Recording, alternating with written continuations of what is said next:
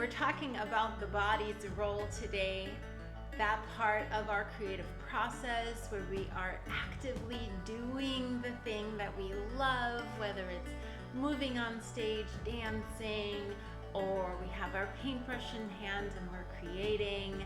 Whatever it is that you are doing, we want to talk about how that plays into the overall cycle of creative flow. And if you're facing the downside of being stuck in the body, which can lead to burnout and physical illness, that is what we want to address in today's video.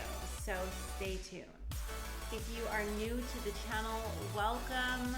Here at Awakened Creators, we do the inner work necessary to do the outer work that we love. And I am so honored to have you be a part of this creative community.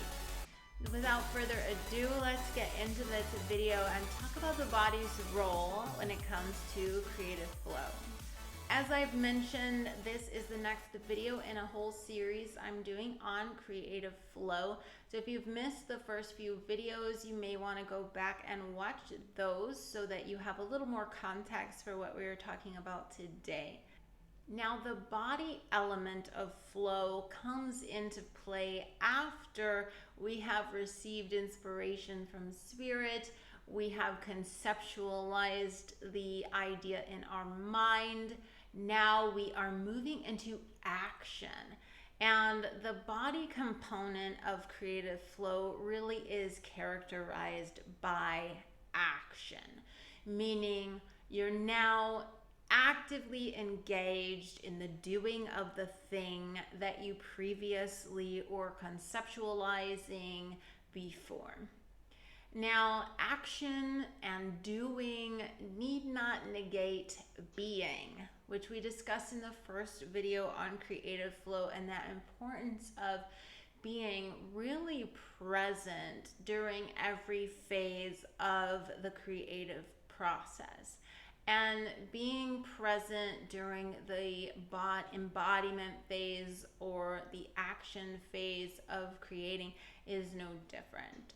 So we want to avoid at this phase getting pulled back into our minds or starting to question our actions.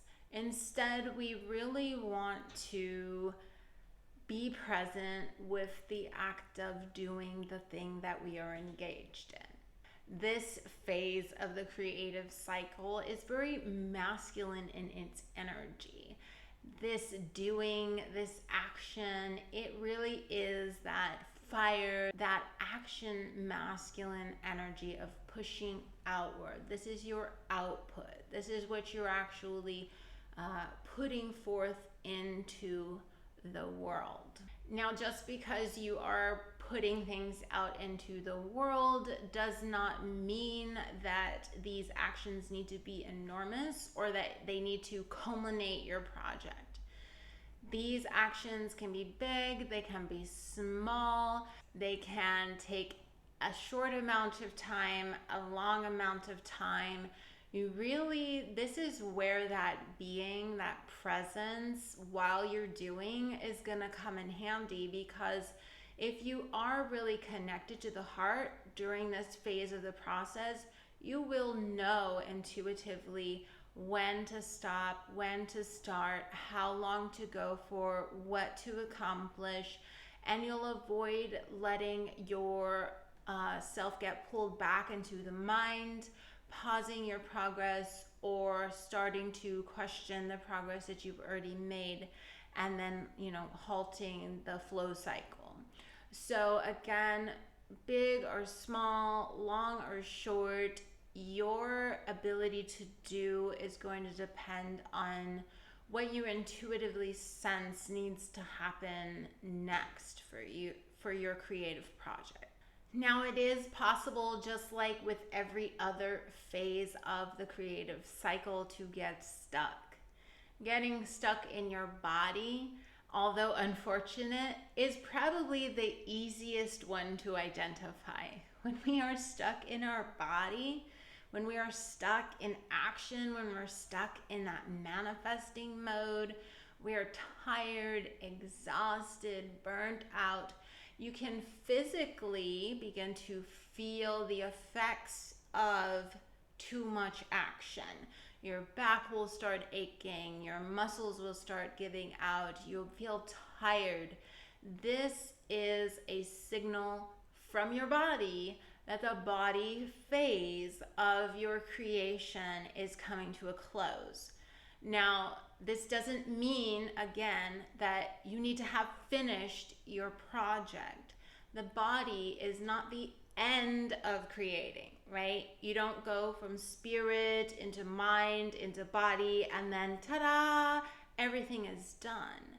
It's a cycle. You are going to cycle many, many, many times through mind, body, spirit, mind, body, spirit, constantly adding layers of understanding and creative expression to the thing you are making. So don't get caught up in the lie of this phase that says your ego will try to tell you, you gotta finish, you're here, you're in the body, you gotta hurry up and finish.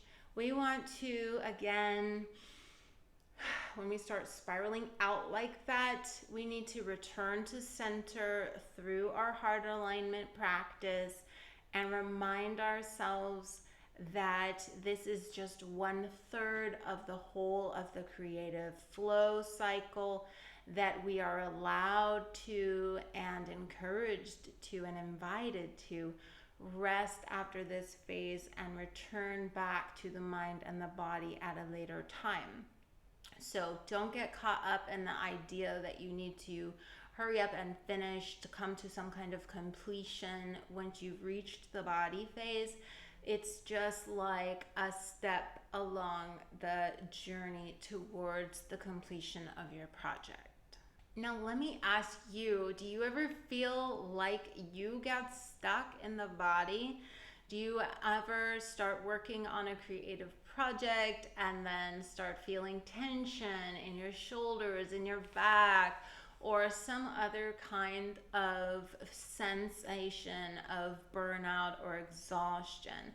And how do you typically respond in those situations when your body starts to signal to you that it's reached its peak in terms of what it wants to output in that moment? Are you like I used to be, where you would just drill sergeant your way through the pain and force yourself to complete what you were working on until you're even more exhausted? Or are you quick to run away from that sensation altogether and head back to the mind, to the drawing board, where you feel a little bit more comfortable intellectualizing your project rather than working on it? So I'd be curious to hear from you in the comments below. How do you get stuck in the body, and what manifests for you in terms of signs and signals that that's what's happened? If by chance you do happen to get stuck in this phase of creative flow where you're putting a lot of pressure on yourself to finish, to complete, to come to some kind of culmination prematurely, I want to remind you again of the cycle itself.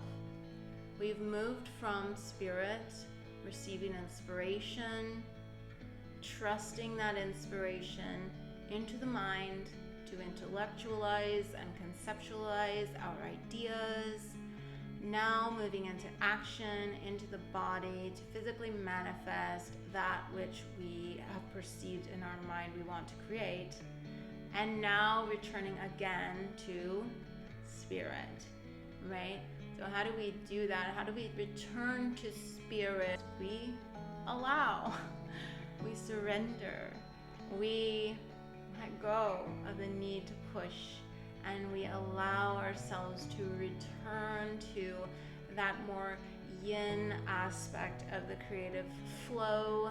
We release the yang, we release the masculine energy, and we allow ourselves to return to spirit, to surrender back into rest, so that we can prepare ourselves, right, to receive inspiration once again at a later time.